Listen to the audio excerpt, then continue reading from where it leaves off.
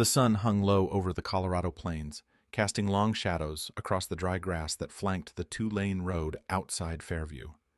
The air was still, except for the occasional hum of cicadas and the distant bark of a dog. It was June 12th, 2003, the day Evan Ortiz vanished. Evan, 11 years old, had left the house around 3:30 p.m. on his bike, a blue Schwinn with white handlebars and a brand-new decal on the helmet, Space Rangers.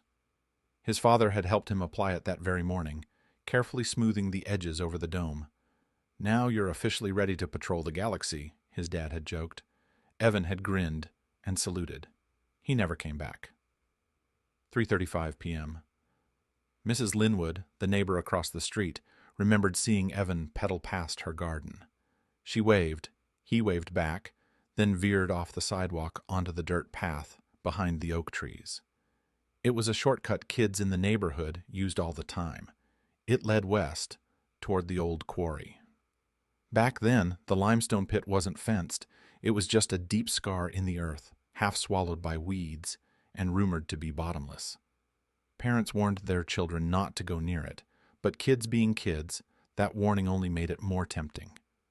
Evan had never gone alone before. That day, for some reason, he did. 4:40 p.m. 40 p.m. His mother, Claudia Ortiz, started getting nervous when it hit dinner time and Evan still wasn't home. He was never late without calling. She dialed the numbers of 3 of his friends, Jacob, Eric, and Milo, but none of them had seen him since school let out. By 6 Hunquak, Claudia had called her husband, Gabriel, who left work early and drove the streets. By 7 Hunquak, Claudia had called 911. The dispatcher took the report seriously. There had been 2 missing kids in the area over the past decade, though both were later found, one a runaway, the other with a distant aunt. But something about this felt different. Off.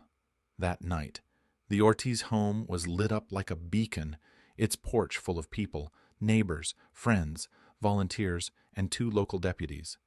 The deputy in charge, Martin Keller, took notes calmly, reassuring the family that most cases like this turned out fine. "He probably just lost track of time," he said. "Kids do that," Gabriel snapped. "Not Evan. He knows the rules. He wouldn't stay out past dark." By 10 p.m., a search team had formed. They combed the woods behind the Ortiz home and followed the dirt trail toward the West Ridge. They found tire tracks, bike treads, fresh, but they stopped abruptly at a patch of gravel where the trail split. One way curved down toward the dry creek bed, the other toward the quarry.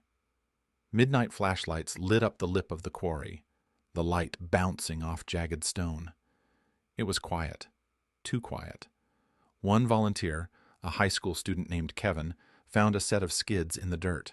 He pointed it out to Deputy Keller. "Could be braking marks," Keller said. Or maybe he turned. But he didn't mark the spot. He didn't take photos. And 2 hours later, a light rain began to fall, washing away any remaining prints. The following days, flyers went up. News vans parked outside the Ortiz home. Claudia barely slept. She kept Evan's bed made, untouched. She sat at the kitchen table every morning, waiting for the phone to ring. A local group, Find Evan Now, was started by neighbors. Hundreds of volunteers searched the nearby woods, creeks, even the farmlands miles away. The quarry was searched. Twice. Rescue workers used harnesses to descend part of the shaft, but the deeper vertical pits were left untouched. "Too dangerous," they said. The terrain was unstable. It would cost thousands to clear it safely. So they didn't. No sign of Evan, no backpack, no shoes, no bike, no helmet, nothing. Rumors. Kids whispered stories at school. That Evan had been taken by the man in the yellow jacket. That he'd found something he shouldn't have. That the quarry was cursed. One boy, Kyle Manders, claimed he saw Evan riding fast near the trailhead that day, like he was being chased. But when police followed up, Kyle's story got fuzzy. His mother said he was just trying to get attention. Another witness, an old man who lived near the water tower, said he saw 2 bikes, one light, one heavy, heading toward the quarry late that afternoon. Police noted it, then dismissed it. Probably just two kids playing, Keller said. 8 years later, by 2011, Evan was a fading face in a dusty file box. The Ortiz family had moved to Denver. Claudia still kept her son's bedroom exactly the same. Gabriel no longer spoke much about what happened, and the quarry had long since been fenced off and marked as dangerous, mostly ignored by the town. Until that summer, when a team of amateur spelunkers from the University of Colorado decided to map the cave system beneath it. On June 23rd, while descending an 18-meter vertical shaft at the quarry's edge, they found something wedged between two boulders. A cracked helmet, blue, with a faded sticker on the dome. Space Rangers. The cracked helmet sat on the steel table under harsh fluorescent light, its fractured dome telling a silent story that had waited 8 years to be heard. The sticker, Space Rangers, was torn but unmistakable. Beneath it, the number 03 had been written in black marker. Evan's father had added it for luck. That detail alone made the identification immediate. Detective Raina Sellers, newly assigned to cold cases in Boulder County, stood over it with a mix of disbelief and dread. 8 years, she murmured, and this is the first sign of him? The Spelunkers had done everything right. They halted their mapping expedition, marked GPS coordinates, and took photos of the find before contacting local authorities. The shaft, 18 meters deep, jagged, and nearly vertical, wasn't part of the original police search. It had been deemed too unstable, and so no one had ever gone that far down. Now it was the center of a reopened investigation. Claudia and Gabriel. The call came just before 9:00 p.m. Claudia answered on the first ring. "This is Detective Sellers from the Boulder County Sheriff's Office. I'm calling about Evan." Claudia's breath caught in her throat. "What about him?" "We've recovered something in the old quarry, a helmet. It matches the description from your report. I believe it belonged to your son." There was a long silence on the line. Claudia sat down, hand over her mouth. She didn't cry. She couldn't. Gabriel took the phone, listened, nodded, then hung up. The silence that filled their kitchen was worse than any scream. The return. The next day, Claudia and Gabriel drove back to Fairview. The town hadn't changed much. Same cracked sidewalks, same bent street sign by the high school, but it felt hollow. Time had moved forward for everyone except them. They met Detective Sellers at the station. The helmet was laid out in a secure evidence room. Claudia didn't want to touch it. Gabriel did. He ran his fingers over the crack, gently, reverently. It felt like touching a ghost. "That sticker," he whispered. "I put it on the day he disappeared." Sellers explained what the Spelunkers had found: the helmet, half buried under rubble, and a thin layer of silt. No other objects were found nearby. No clothing, no bike. "We've sent it for forensic analysis," she said. "But from what we can tell, there are impact striations consistent with a fall from a significant height. It looks like he went over the edge." Claudia finally spoke. "Was he alone?" "The tracks." That question led to the second discovery, and to the first real mystery. The Spelunkers had documented the area around the shaft rim before anyone arrived. In their photos, Sellers noticed something unusual. Tire tracks. 2 distinct sets, one from a lighter bike, Evan's likely, and the other wider and deeper. Mountain bike treads, heavy duty, not a kid's. And they weren't side by side. The deeper tracks followed the lighter ones, closely. As if chasing. The quarry had seen occasional bike traffic in the past, but by 2003 it was already considered unsafe. Kids might have ventured close for dares, but the presence of a heavier bike and the clear position of the tracks leading directly to the shaft's edge raised a disturbing possibility. Evan hadn't fallen. He had been driven over. Revisiting witnesses. Detective Sellers dug back into the original case file. It was thin, too thin. Deputy Keller's notes were vague, and some of the witness statements were incomplete or unsigned. She found one that stood out: a boy named Kyle Manders, then 12, who had claimed Evan was being chased. Keller had written, "Story inconsistent, no follow-up." Sellers tracked Kyle down. Now 20 years old, working in Denver, he was reluctant to talk at first. "No one believed me back then," he said. "My mom made me say I was lying." "But you weren't?" Kyle hesitated. "No, I saw it. He was riding like hell down the trail. I was on the opposite ridge. I couldn't see the other rider clearly, but he was big, taller, adult-sized. I remember the tires, thick ones, and something weird on his back, like a big yellow bag or a jacket." "Did you tell that to the police?" "I tried." He paused. "They didn't want to hear it. The man with the yellow pack." That detail, the yellow pack, triggered something in Sellers's mind. In the supplemental notes buried in the appendix of the case file was an anonymous tip phoned in 3 days after Evan disappeared. Caller reported seeing a man with a yellow backpack loitering near the quarry 2 days before the incident. No name, no address. Caller refused to leave contact info. Tip dismissed due to lack of credibility. 2 clues, both ignored. Sellers requested the tip line audio, but the tape had been wiped years ago due to storage limitations. She sat back in her chair, staring at the faded missing poster on her corkboard. Evan's smile looked back at her, permanently frozen in innocence. "Someone chased you," she whispered. Daniel. Back in Denver, Evan's older brother Daniel hadn't returned with his parents to Fairview. He said he couldn't, not yet. He was 17 when Evan vanished, and it had wrecked him. He'd taken blame no one assigned him, worn guilt no one had handed him. He'd been supposed to meet Evan that afternoon, to ride together, but something came up. A girl, a party, a lie. Now, at 25, he worked in home construction, kept to himself, and had developed a tendency to drink too much on quiet nights. When Gabriel called about the helmet, Daniel didn't say much, just, "Okay," and hung up. But at 2:00 a.m., he found himself on Google Maps, looking at satellite photos of the quarry. The black hole at the center of the earth. The place he'd dreamed about for 8 years. He zoomed in until the image blurred. Then he picked up his keys. The boundary.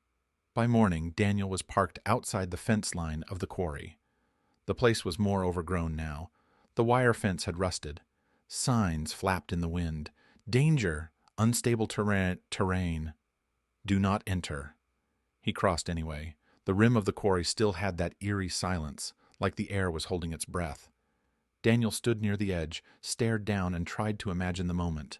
Evan, pedaling fast, scared, a figure behind him, then nothing. Just sky and stone. His stomach twisted. He crouched by the dirt and examined the ground. It had been years, but there, faint, almost like a scar, was an old skid mark curving toward the edge. His eyes scanned further and froze. A single strip of torn fabric lay nestled in a crack near the rim, sun-bleached and fragile, blue with a thin white stripe, like part of a kid's shirt. Daniel didn't touch it. He just stood there. Behind him the wind rustled the trees, but it wasn't just wind. He heard something else, a twig breaking. Footsteps? He turned sharply. Nothing. Just the quarry. Just silence. But the hair on his neck stood up. He wasn't alone. The sun dipped low as Daniel stood at the quarry's edge, unmoving, breath shallow. The torn piece of cloth fluttered near the rim like a quiet whisper of the past. He didn't pick it up. Something about it felt too delicate, too sacred, but it wasn't the fabric that unsettled him. It was the feeling of being watched. He scanned the tree line again, heart hammering. The surrounding brush was thick, overgrown. If someone was out there, they could easily stay hidden. He waited, listening. Nothing. Only the wind. But the feeling lingered. The same one he used to get as a kid when walking home alone, convinced something moved just behind him. Eventually, he stepped back from the edge. He took one photo of the cloth with his phone, then turned and left the quarry without looking back. But he knew he would return. The shaft detective Sellers, meanwhile, coordinated a proper descent into the shaft where Evan's helmet had been found. It had taken nearly 2 weeks to secure the necessary funding and a crew willing to rappel down the unstable vertical drop. The Spelunkers had only reached the upper chamber, a jagged ledge roughly 60 feet down.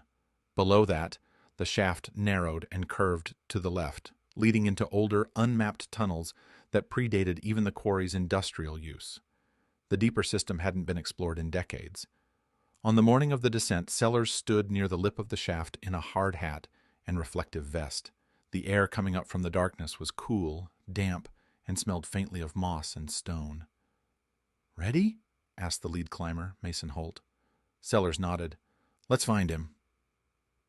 40 feet down. The upper shaft was darker than expected, a cathedral of limestone, slick with condensation. The Spelunkers had marked the location of the helmet, and the forensic team had already removed it.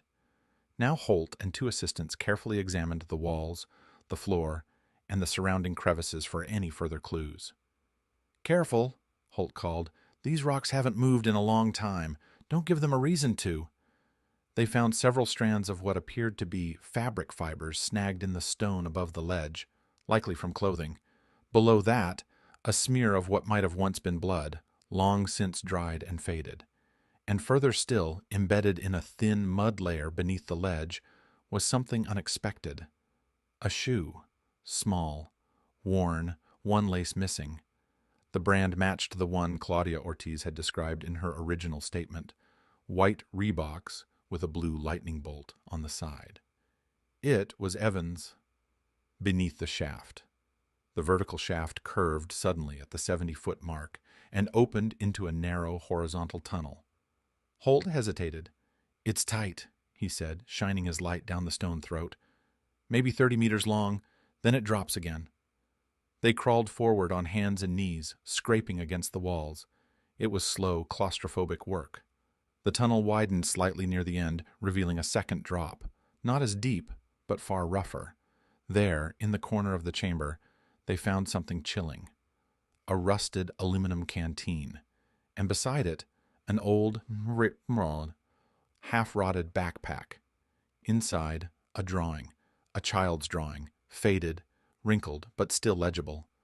Two stick figures, one with a blue helmet, the other larger, with black scribbles around the eyes. Underneath, scrawled in shaky pencil, "He followed me. Here." Sellers stared at it for a long time. The silence around her felt suffocating. "What the hell happened to you, Evan?" Reaching out. That night, Sellers visited the Ortiz family at their hotel. Claudia sat quietly, hands folded, staring at nothing. Gabriel paced. Daniel stood near the window, arms crossed. "We found his shoe," Sellers said gently, "and a backpack. There was a drawing inside. We're sending it for testing, but I believe it was Evan's." Claudia nodded slowly, like each piece of information passed through molasses before reaching her. "There's more," Sellers added. "There are signs he didn't fall immediately. The lower chambers, they suggest he was alive for at least some time after going over." Gabriel swallowed hard. "How long?" "We don't know yet, but he was conscious enough to draw." Daniel closed his eyes. "Then someone let him die down there." A name surfaces. Back at the sheriff's office, Sellers revisited the list of known individuals who frequented the area around the time of Evan's disappearance. One name stood out: Carl Hadley, unmarried, mid-30s in 2003. Lived alone in a trailer half a mile from the quarry, had a minor criminal record, trespassing, public intoxication, and was cited once for approaching kids at a local park. No formal charges. After Evan's disappearance, Hadley vanished too. 6 months later, his trailer burned down. No body was recovered. Locals believed he had skipped town or died in the fire. The official story leaned toward accident by alcohol and negligence. But Sellers didn't buy it. She ordered the old property reopened. Daniel's instinct. Without knowing Sellers' investigation, Daniel had been digging on his own. The cloth he found by the quarry edge haunted him, but what bothered him more was how quickly Deputy Keller had shut everything down in 2003. He started making calls to friends who still lived in Fairview, to kids who remembered rumors about a man on a bike, a yellow pack, a camper parked near the ridge. Every story pointed in the same direction. Carl Hadley. Daniel typed the name into an old local archive database and found a forgotten article, Recluse's trailer burns down. Suspected cause, faulty propane stove. But the accompanying photo caught his eye. Behind the tape, barely visible in the grass, was something black and metallic. A mountain bike. The Ashes sellers and a forensics crew returned to the ruins of Hadley's trailer. It was now overgrown, weeds, rusted fence posts, pieces of warped aluminum still scattered in the brush. They sifted through the ash and stone, and beneath the charred flooring they found something startling. A trapdoor. It led to a root cellar, damp, moldy, long, untouched. Inside were scraps of tarp, old cans, and rotting personal belongings. Among them, a journal. Most pages were destroyed, but one survived. In jagged handwriting, "The boy saw me. I told him to go away, but he kept coming back. One day he followed me, or maybe I followed him." There was no signature, but Sellers knew. They had just reopened something buried deeper than a quarry. The journal page sat under plastic in the evidence locker, its ink warped but legible. One sentence echoed through Detective Sellers' mind like a curse. "One day he followed me, or maybe I followed him." It wasn't a confession. It was something worse, a fractured thought from a fractured mind. If it was Carl Hadley's journal, then it hinted at a blurry line between predator and paranoia. Sellers didn't believe Evan had followed anyone, not willingly. He was a curious, energetic boy, but cautious, especially after what his parents described as a run-in with the man in the yellow pack weeks before his disappearance. But the sentence gave her something critical: motive, proximity, and a cracked mind. She just needed to prove Hadley had been near Evan, not just physically but psychologically, and for that, she needed help. A new pair of eyes. Sellers brought in a behavioral analyst from Denver, Dr. Alyssa Marrow, early 40s, formerly with the FBI, calm, methodical. She read the journal fragment 3 times before speaking. "This isn't written from guilt," she said. "It's written from obsession. He wasn't afraid of Evan. He was fixated. This reads like someone trying to justify something terrible." Sellers nodded. "You think it was Hadley?" "I think someone like Hadley was watching Evan, maybe interacting, building familiarity, luring him." Sellers frowned. "There's still no proof they ever met." Dr. Marrow leaned forward. "Sometimes the predator watches long before the prey notices." Claudia's memory. Back at the motel, Claudia Ortiz was folding laundry when she paused over a shirt she hadn't touched in years, one of Evan's, saved in a sealed box, light blue with a white stripe across the chest. Her hands trembled. That same stripe had been on the cloth Daniel found at the quarry edge. She hadn't told him. Not yet. Part of her didn't want him to know. He carried too much already. But when Sellers stopped by to deliver updates, Claudia mentioned something else instead. There was a man at the farmer's market a few weeks before Evan disappeared. Sellers looked up. "Can you describe him?" "I didn't get a clear look. He was sitting on a bench, just watching. Evan said he smiled at him, waved. I didn't think much of it then, but—" She trailed off. "Did he have anything distinctive?" Claudia hesitated, then nodded slowly. "A yellow backpack." The burnt frame. While Sellers worked leads in town, Daniel returned to the site of Hadley's burned trailer. He couldn't stop thinking about the bike in the old photo. It hadn't been listed in the fire report. That alone felt suspicious. He walked the perimeter, now just dirt and twisted metal, and spotted what he was looking for. Half buried in soot and vines, a mangled bike frame. He yanked it free. The wheels were gone, rusted clean away, but the frame was intact enough to reveal a logo, Sandstone Ridge XL, a heavy-duty mountain bike model sold locally in 2002 and discontinued the year after. Daniel stared at it, the same tire mold found near the quarry rim.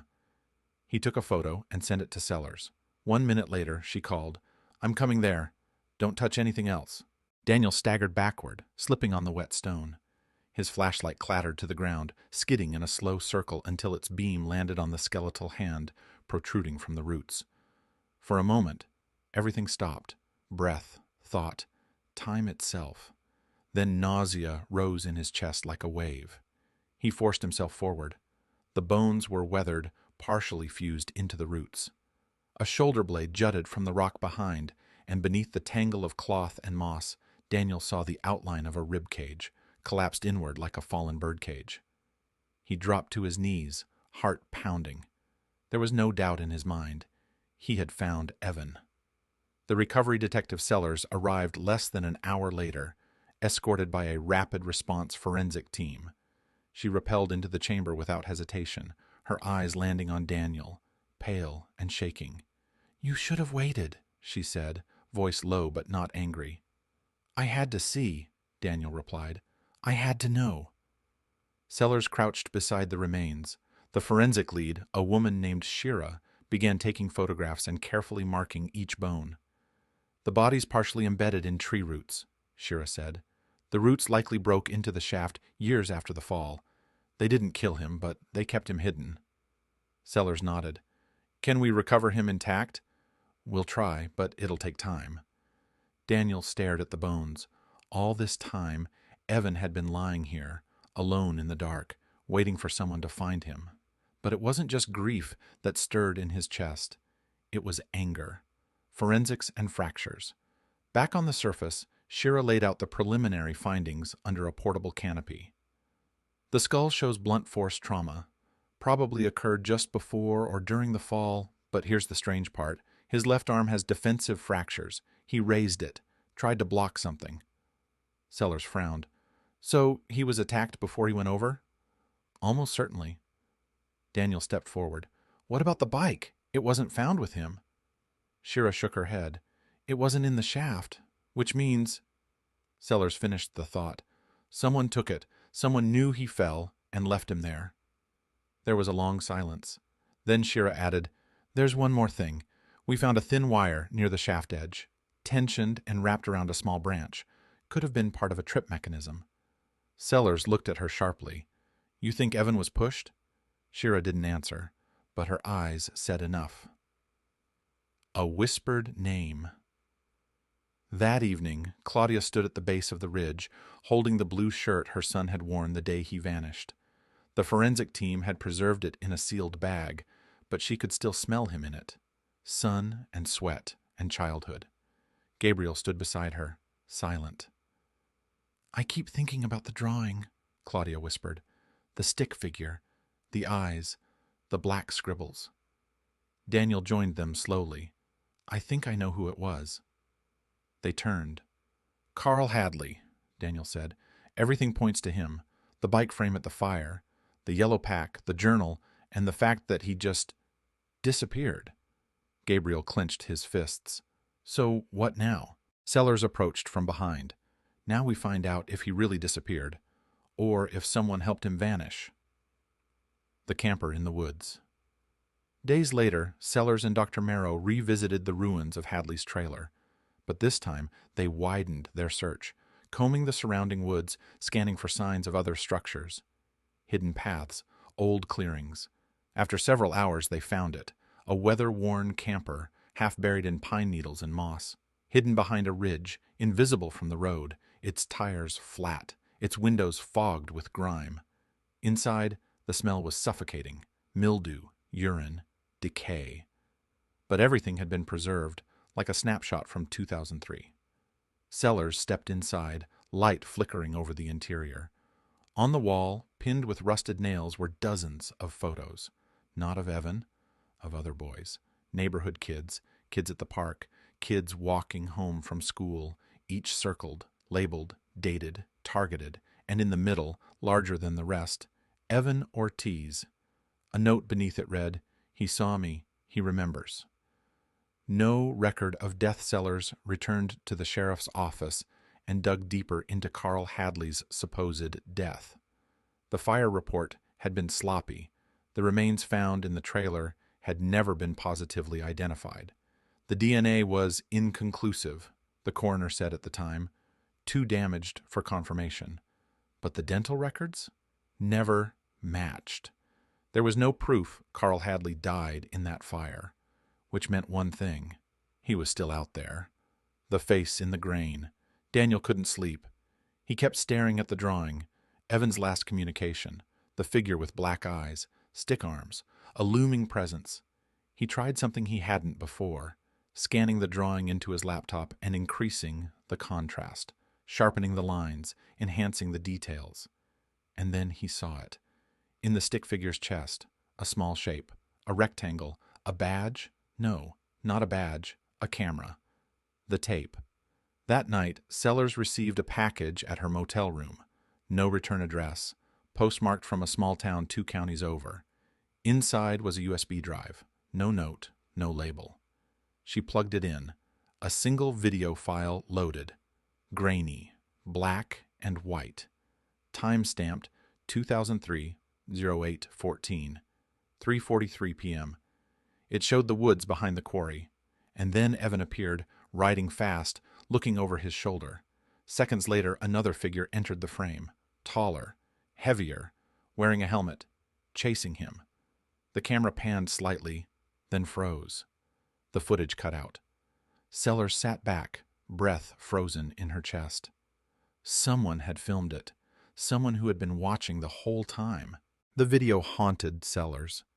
She replayed the grainy footage over and over, freezing each frame, analyzing the posture of the boy pedaling furiously, Evan, and the figure trailing him. The pursuer's movements were heavier, more deliberate, the bike larger, his face obscured by the helmet, but his size unmistakable. She emailed the file to Dr. Marrow with a single line, "Someone was hunting him." Within an hour, Marrow responded. This was recorded deliberately, set up in advance. He knew the route. It wasn't random. It wasn't spontaneous. It was planned. Buried evidence Sellers ordered a full sweep of the area where the camera had been placed, the ridge 40 yards from the quarry rim. Her team dug beneath the roots, sifting through decades of soil and detritus. That's when they found it, a second tape, labeled crudely in marker W3. Inside a sealed plastic bag, dry and intact. An old mini-DV cassette. Sellers rushed it to the lab. The county techs had to scramble to find a player that could even read it. But once they did, the footage began to roll. 3 boys. This video was older. It showed 3 boys, maybe 10 or 11 years old, playing near a drainage pipe. None of them were Evan, but the camera wasn't being held by one of the boys. It was static, placed carefully behind brush, deliberately hidden. The camera zoomed slowly, too slowly for a kid. The tech paused the footage, enhanced the timestamp.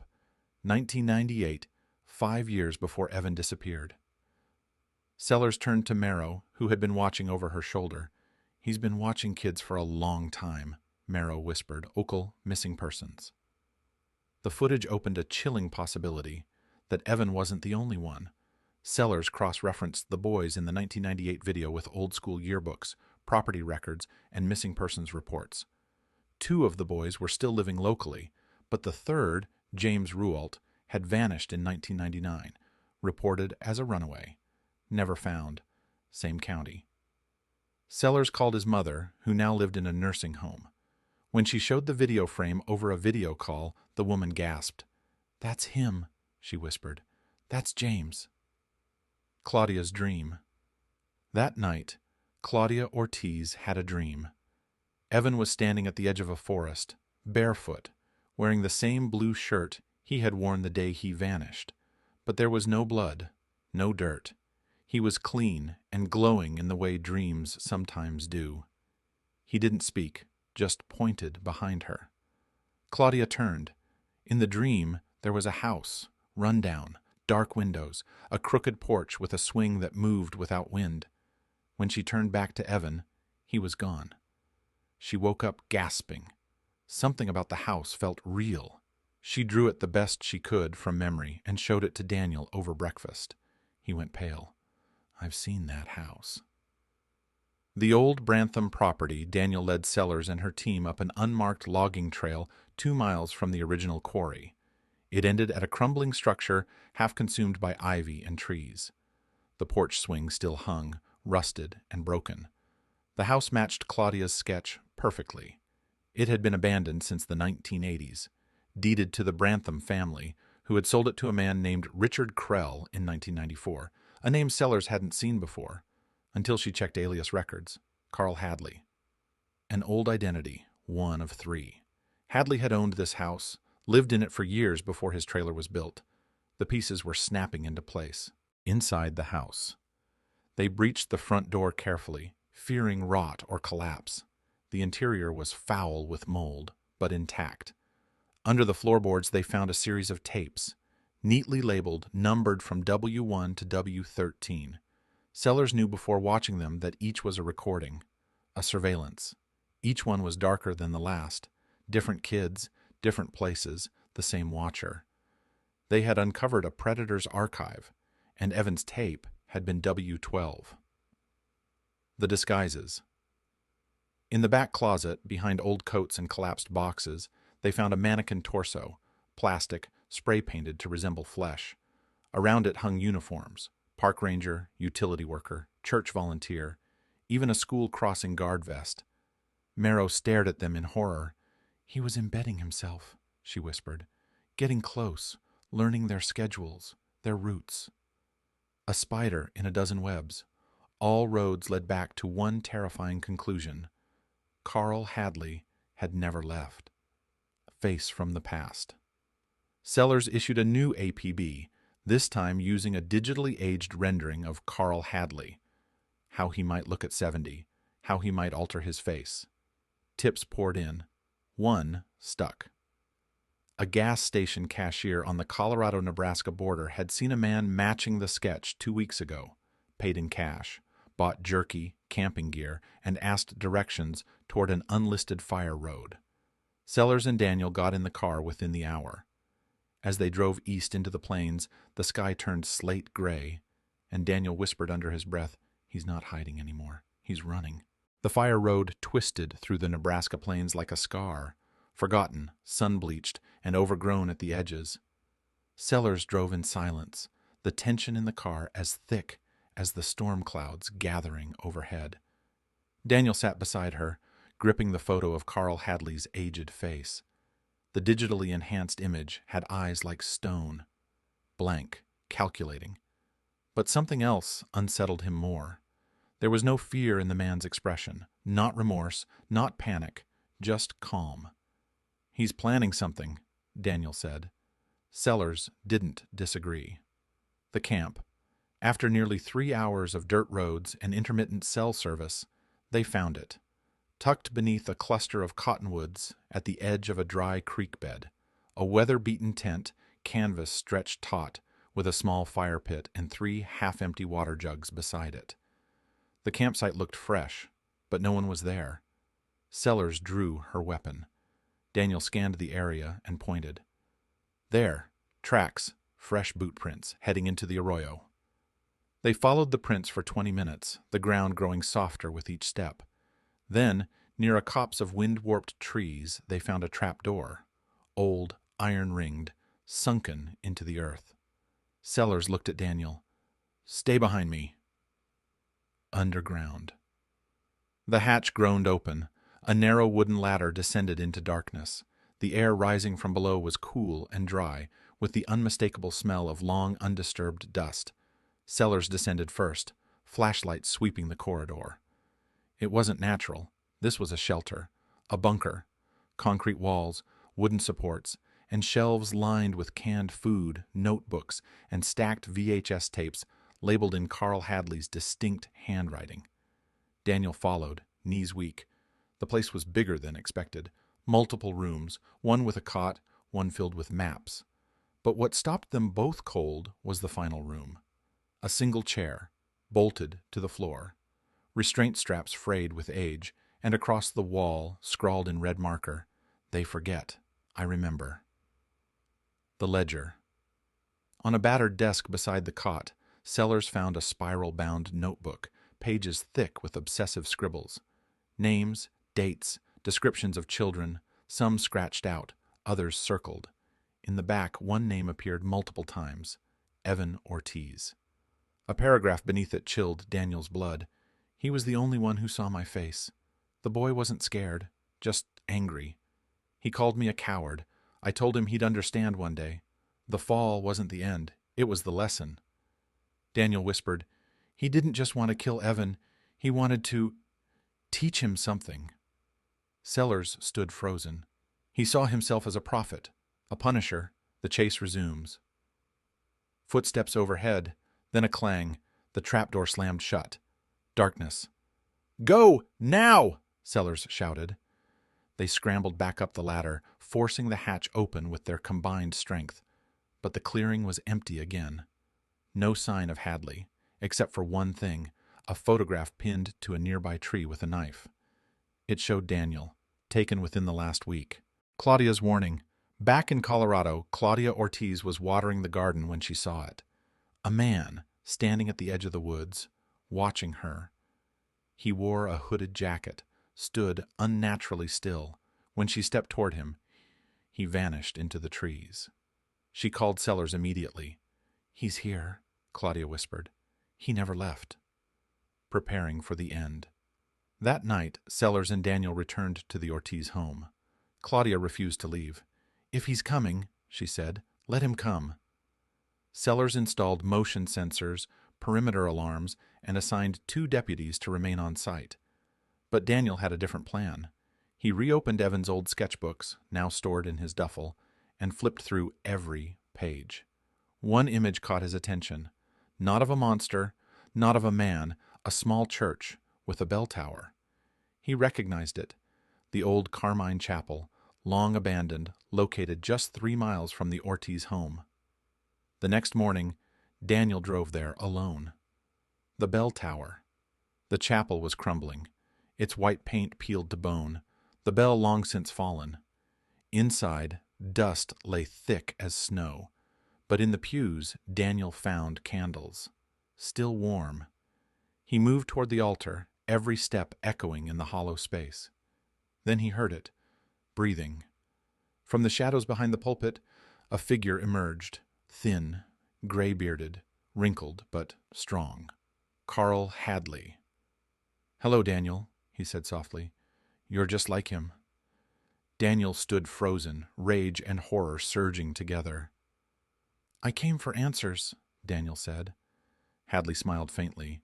"No, you came for justice, but justice is just another kind of faith." Then he reached into his coat.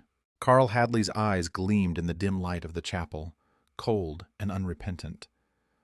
"I never wanted to hurt Evan," he said quietly, pulling back his coat. In his hand was not a weapon, but a small recorder. "You want the truth?" Hadley pressed play. The chapel filled with static, then a child's voice. "Please, don't hurt me." Then Evan's voice, trembling but defiant. "I'm not scared of you." The confession. The recording was chilling.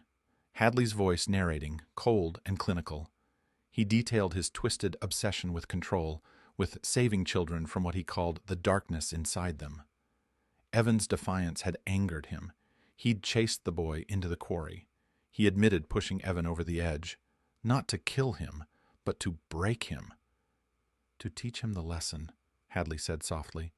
Daniel's fists clenched. "This ends now." The struggle. Hadley lunged suddenly, a hidden knife flashing. Daniel barely dodged. The 2 men grappled, falling toward the altar. Candles toppled, flames licking ancient wood. The chapel seemed to breathe with the fury of the fight. Daniel managed to pin Hadley to the ground. "Justice," Daniel growled, "is what you'll get." Police sirens echoed outside. Rescue and arrest. Sellers and deputies stormed the chapel just as Daniel cuffed Hadley. Hadley's calm broke, replaced by snarls and threats. "You'll never understand," he spat. Sellers pressed a hand to Daniel's shoulder. "We do now." Aftermath. Hadley's confession sparked a wave of cold cases reopened. Several children Hadley had watched were found alive, some still captive in remote safe houses he'd constructed. Evan's remains were finally laid to rest with full honors. Claudia wept at the ceremony. Daniel stood beside her, watching the sun rise over the quarry rim, a place of loss, but now of closure. The legacy. Months later, Sellers sat in her office, reviewing Hadley's files. She found a letter Hadley wrote to no one. I was the shadow that lived between innocence and fear, but even shadows fade when faced with light. She smiled faintly. Sometimes justice was the brightest light of all. The morning after the trial, the small town felt different, quieter, yet somehow lighter. The weight that had pressed on the community for over a decade had finally begun to lift. Closure. Claudia Ortiz stood at the edge of the quarry rim, her eyes tracing the horizon where the sky met the earth. Evan's bike helmet rested beside her, cracked and faded, but a symbol now of a lost boy who had never been forgotten. She whispered a prayer, her voice steady despite the tears. "He's free now, Evan." Daniel joined her, his hand resting gently on her shoulder. "We did what we had to. He won't hurt anyone else." Healing. In the months that followed, the Ortiz family slowly rebuilt their lives. Claudia found solace in community support groups for families affected by disappearances. She began volunteering at a local youth center, determined to protect other children from similar fates. Daniel stayed close, his bond with the family growing deeper. Together, they honored Evan's memory by advocating for better safety measures around dangerous areas like the quarry, fencing, signage, and community patrols. The community. The town rallied too. Fundraisers brought neighbors together. Schools hosted awareness programs about safety and vigilance. And the story of Evan's disappearance, once a source of pain and mystery, became a catalyst for change. Local law enforcement adopted new protocols for investigating missing children, inspired by Sellers' persistence and compassion. Reflection one evening, Claudia visited the old Brantham property once more. The house was gone now, demolished to make way for a park. She walked the fresh grass, imagining the children who would play there, laughing freely, unaware of the darkness that once lurked beneath. Her heart felt lighter. Evan's spirit had become a part of the healing. Moving forward. As seasons turned, the shadows faded. The cracked helmet was displayed in the town museum, a reminder of a story that could have ended in despair, but instead became one of resilience and hope. Claudia smiled as children gathered around, listening to her tell the story of a brave boy who had faced the darkness and, through those who loved him, had found light. Final thought. Sometimes the deepest wounds leave the strongest scars, but from those scars, new life grows. And even in the darkest places, hope finds a way to shine.